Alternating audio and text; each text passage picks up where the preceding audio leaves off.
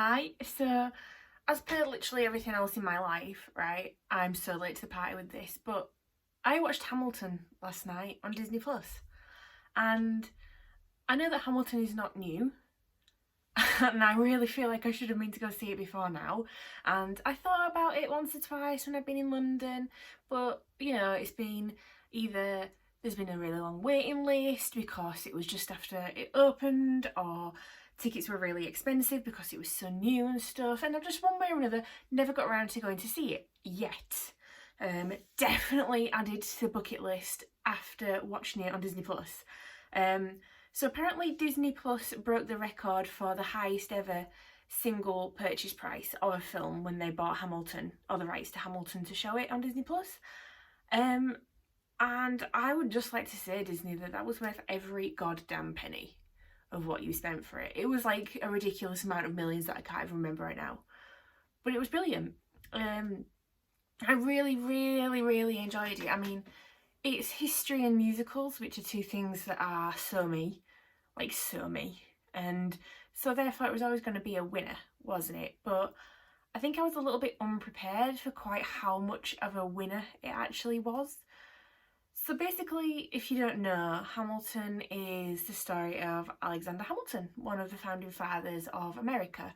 And he basically wrote loads of the amendments to the Constitution.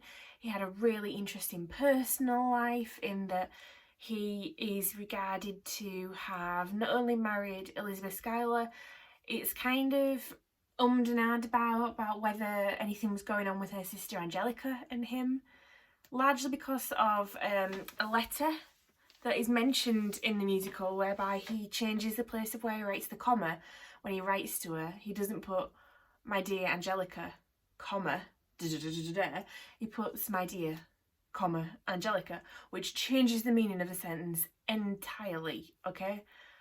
So yeah, there's loads of different bits like that in it that are historically accurate, but his story is fascinating. And I was thinking about this, and I was thinking, I have a history degree, right? I would class myself as someone that's fairly au fait with a historical fact. I am quite able to just drop a fact at will, and yeah, I would say I'm quite alright on that kind of score. But I didn't actually realise how little I knew about the kind of founding of America and the founding fathers and their breakaway from us and Britain and, empire as such as it was then. So I actually did a lot of reading when I first heard of Hamilton and started listening to the soundtrack.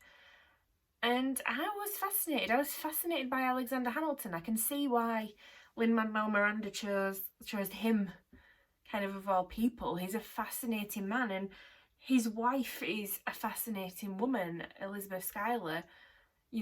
What she did after his death was amazing. If you want to go look her up because she did some really impressive kind of stuff in terms of orphanages, schools, protecting his legacy and writing about him and writing about the war and writing about the people that he fought with and kind of giving them a name and a story insofar as they never really would have had a story before. It's brilliant in that kind of respect, kind of things that she did. So definitely would recommend doing a bit of wider reading around Hamilton. But yeah, back to my original point. Hamilton is a musical unlike any other musical, really. If you wanted a comparison, I can only give you a comparison in terms of my feelings. And my feelings were very similar after I'd finished Hamilton to the first time I saw Les Mis. So the first time I saw Les Mis in the West End and I left that theatre, I was so fired up. All I wanted to do was go start a revolution or go and protest something. That was all I wanted. And last night watching Hamilton, that was exactly how I felt. I felt like, yeah, let's go recognise some of these underdogs of history. Let's talk about some of the stuff that is mentioned in there about, protesting against slavery in the first all-black battalion in the US Army and all of this good stuff. Why do we not talk about that kind of stuff? I would class myself in a small way as a historian, and I did not know any of that. Granted, it's because I'm British and history is written by the victors, and we were not the victors, so I guess it kind of stands to reason that we, as a nation, would not be as great on American formation history and the War of Independence. Yeah, probably not our strong suit. But yeah, so Hamilton, let me start at the beginning, because I'm rambling because I'm excited. Definitely gave me the same feeling as when I left Les Mis. And it does centre on Alexander Hamilton and his story and his relationships both with the women in his life and his son and his comrades and people that are colleagues but not necessarily friends, like Aaron Burr, who he met when he was quite a young man, and their lives almost ran parallel to each other in many, many ways. But with Alexander Hamilton always having like the gumption to jump and take a shot and basically go for something, when Aaron Burr would be quite happy to sit and let something pan out before he made a judgment call. He was a bit more cautious than Alexander Hamilton, basically. Yeah, he was a bit more kind of politician-y, if that makes sense. He was very much I'll wait and see what the electorate thinks before I make any kind of decision on anything. Which we all know politicians like that, don't we? Whereas Alexander Hamilton was much more, this is what I stand for, and I'm going to tell you what I stand for, and if you agree with me, then vote for me. If you don't, then don't. Which I found really interesting. It was a very interesting dichotomy of politicians and who they work for. Do they work for the people, or do they work for themselves and let the people decide if they're on their side, which is cool either way? I don't know, I find that interesting. What I really, really liked about Hamilton, though, was Lin-Manuel Miranda is a musical genius. Let's just call a spade a spade. The songs in Hamilton, you will never hear a soundtrack like it. I've never heard a soundtrack like it before, and I never ever will again, I don't think.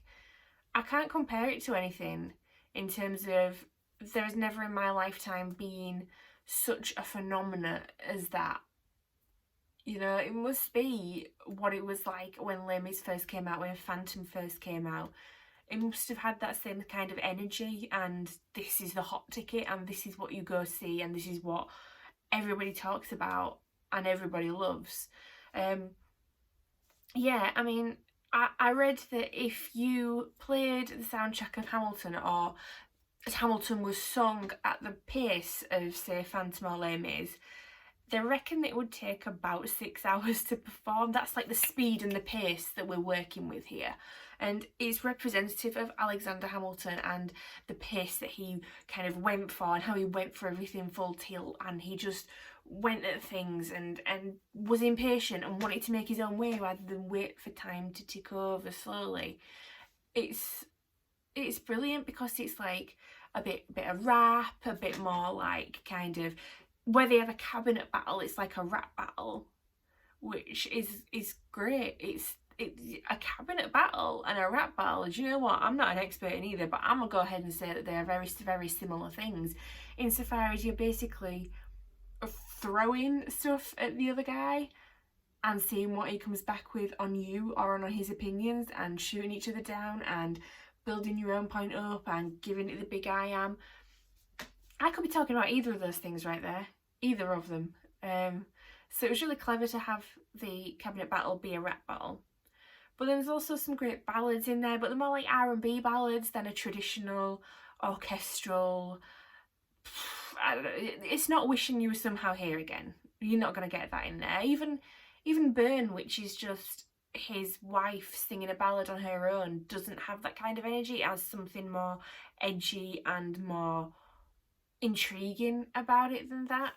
So yeah, the music is insane. It's sensational. You have to listen to it again and again and again and again, really, to take away a lot of the meaning, insofar as you miss things because it does happen so fast, and sometimes things go ahead and a couple of years timeline down, suddenly things make a bit more sense, or you see a development and you go, oh, I remember they did something like that before, or they did something that led up to that before. So you've got to kind of have your wits about you. I mean, it sounds stupid, but I watched it. You know, like when you put something on, like a film, or for me a musical or whatever, I'll be sewing, or I'll be on my phone, or I'll answer a text, or I'll write a blog. You know what? I'll do all those things when something's on. I didn't do one jot of that when Hamilton was on.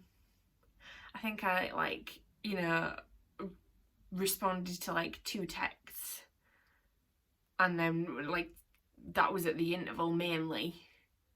So yeah, you can see where that's going. It just grips you. You don't dare take your eyes off it because you know something's going to happen. You know something cool's going to be, or there's going to be like a joke, or there's going to be something that's just going to rip your heart out. And you don't know what it's going to be. And sometimes the things that are sad have a side of humour to them.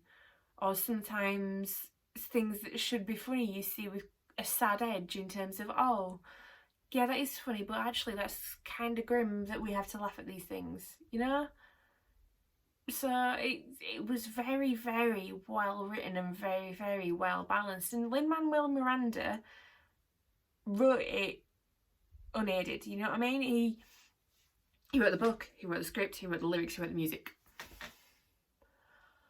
I do not know of another show of that kind of profile and awards sweeping amazement that can say that for itself.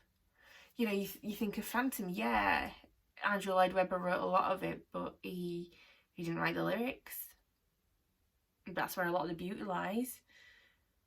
Les Mis was a double act. I mean, Hell's Teeth, even Kinky Boots had Cyndi Lauper and Harvey Fierstein on it. So to do something like that on your own is a real kind of labour of love and intense thing to do. So Lin-Manuel Miranda, round of applause for you. He was playing Hamilton in this adaptation. He played him for a while, and I think it was quite late on in his run that this recording that they did was taken. And he's brilliant. I mean, I won't lie to you, he doesn't have the biggest vocal range in the world, but I kind of don't mind, because what he is a brilliant actor. And what he is someone that, because he wrote it, he gets every little ounce of emotion that is intended, and he knows how to put it across because it's his baby and he knows what to do with it, you know? But then not just him, the whole entire cast was amazing. You know, like, normally you watch something and you go, oh, I really loved so-and-so in that. I ain't even going to say that, because every last person was insane. Angelica Schuyler is like probably one of my new favourite female theatre characters, you know, just because she stood up to Alexander Hamilton, she held her own, she understood the position of women at the time. She says at one point, you know, about how her only role in life as the eldest daughter of an important and wealthy man is to make a good match and to be the, you know, the best wife to somebody equally important, if not more important, that she can be. And she knows that that's her role, and that's why she gives Alexander Hamilton up to her sister, because she's aware that she needs to aim bigger. As such, she needs to have this wealthy good match. She can't afford to go for some upstart like her sister can, so she'd rather her sister be happy because they both love him. That's a really interesting thing to do. And what they do with that is it shows you Eliza meeting him, but actually they're both in his sightline for the first time he clocks them, so you're not quite sure who he's clocked. And it shows you the whole relationship of her meeting him and the letters that he sent and him asking her dad, can I marry her, and all of this, and then the wedding, and then it goes to Angelica giving the speech of yeah to my sister, and then it sort of flashes back, and it's really clever because it's on a revolve is the stage, so everything whips around the way it's just been, and everyone kind of resets and Eliza loses the veil, and it goes back to the first night that they met. Only this time you're kind of still not sure who he's seeing, but you think it might be Angelica rather than Eliza, and you realise that she's clocked that she can't be with him, but she wants to keep him in her life and make Eliza happy, so she gives him up, and you realise that it's making her miserable watching this wedding, but she loves Eliza, and she kind of it feels like there's no other option. So yeah, there's a lot of sad moments like that, but there's a lot of comedy, and I've listened to the soundtrack a lot, like a lot. You know, I have it in my car quite regular, and I know I'm not making long journeys at the moment, but I do listen to it quite a lot. And there's things that I really like in there that kind of raise a smile, like King George III. King George III, oh my God, Jonathan Groff. Seriously, what an absolute legend. He didn't blink, and he was just like having the time of his life, being like this spoiled brat of a king who doesn't quite get why people would step down from power, or why, you know, why America would want independence when they had an arrangement. I was just going to carry on ruling you, and that's what we were going to do, okay? And there's the hint of the fact that he, you know, was mad and all this. But yeah, he was insane. And on the soundtracks, things are funny, like they make you smile. But in actual real life, where you're watching a performance, every little, you know, moment that Jonathan Groff moves his eyes to the other audience members or something, because he proper eyeballs people, or every time that he just does a little shoulder dance and stuff, it does make it funny. At Thomas Jefferson on the soundtrack, I was like, yes, Thomas Jefferson, so what? On stage, I was like, oh, I love Thomas Jefferson. He's comedy gold, dude. Comedy gold. You know, the dude playing Thomas Jefferson played him like he was, you know, a hip-hop star. That's the only way I can describe it. Like, yeah, I'm Thomas Jefferson, I'm too cool, so what? You know, he had right swagger. I thought he was something, thought he was real funny. Yeah, it was really cool how things are different. I always say that a soundtrack is so different to watching something in the flesh, because you take different things away from it. And a song that you might like on the soundtrack, you might not actually like when you hear it on stage, and vice versa. You know, you might listen to something on the soundtrack and go, middling, so what?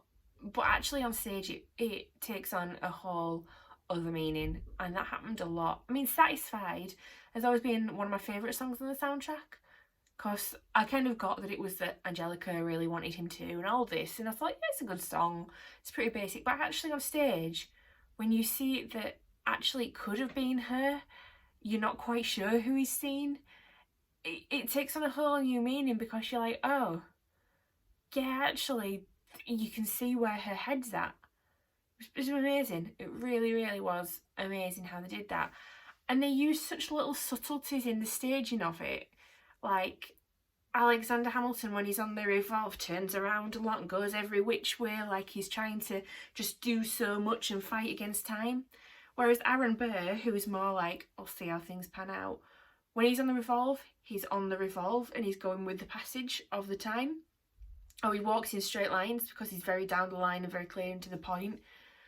Stuff like that is really clever, because it gives you the idea that he's more stuffed shirt and a bit starched, whereas Hamilton's more, I'll go with the flow, and I'm fighting against time, I want to get so much done. And he achieved so much, and he died before he was 50. And, you know, he could have been president, but for a sex scandal, which weirdly enough nowadays would have probably got him like a whole load of votes, and he would have absolutely smashed it. He was born just before his time, really, wasn't he? Let's be fair. If he'd have been born a couple hundred years later, man, he'd have... think what could have been is all I'm going to say about that. And you know what? Donald Trump actually went to go see Hamilton a while ago. I'm going back a while. And Lin-Manuel Miranda and their cast of Hamilton basically just called him out and was like, we ain't here for you, Trump. And he changed his mind to Trump and decided it was crap, it was Hamilton, and he wasn't interested in it anymore. I find that really interesting. Probably hit a little bit too close to home. Really, a lot of the stuff in there, political intrigue, scandal, you know, the room where it happens, what goes on behind those closed doors, scandals about sleeping with other men's wives. Oh, I wonder where we've heard all this before. And that's what I love about history and learning about people in history that kind of were important, but we're actually just human beings. What I love is that people never change, okay? Patterns of human behaviour do not change. You can see patterns of human behaviour 200, 300, 400, 500, a millennia ago, right? And I kind of love that. That's why they say those who don't study history are doomed to repeat it, because Hamilton did give in to temptation and then panicked and tried to buy his way out of it while having his cake and eating it too, and having ambition and not really knowing how to go about doing it and not being that polished. That is human behaviour. As is Aaron Burr, being really careful and cautious and thinking, I'm going to see how things pan out, and I don't really want to take too much of a stand in case people don't like me, I don't want to be too divisive. That is also very human behaviour. And the fact that these kind of things are still going on in political debate and, in political behaviour and in Congress and in Parliament now, Hamilton could have been around today, and you could have said it in the modern era. You know what? You could have taken Hamilton out of it, given it any old name, made it any old politician, still would have played the same. Do you know what Hamilton is? Hamilton is like a version 200 years previously of the Profumo affair. That's what it is. Yeah, I mean, Stephen Ward basically committing suicide and dying is the equivalent of Philip Hamilton going out there and dying in a duel for his dad. Oh God, I'm gonna ooh, I ain't thought of that. That's good. That's interesting. Goes to show you some things never change. And you know what? I hope Hamilton never changes, and I hope that it stays on for so much longer. And now that the arts have got this grant, I really, really want theatres to open back up at some point when it's safe and when I won't be afraid to be outdoors. I really want to go see Hamilton. When all this is over, Hamilton has been added to my list. But for now, I might just have a cheeky rewatch. Is it weird to watch the same thing 2 nights running? I kind of feel like it is a bit weird. I also kind of feel like I don't really care, and I kind of feel like Alexander Hamilton wouldn't care either, so we're all good. Okay, I just got a new selfie stick, right, because I thought that would be easier than using the laptop, and apparently I can't find the button on this, like I just can't find the button on the laptop either. No, that ain't working either. Well, there's interesting for you. I'm just going to stare at the screen, be a bit weird, press the button, goodbye.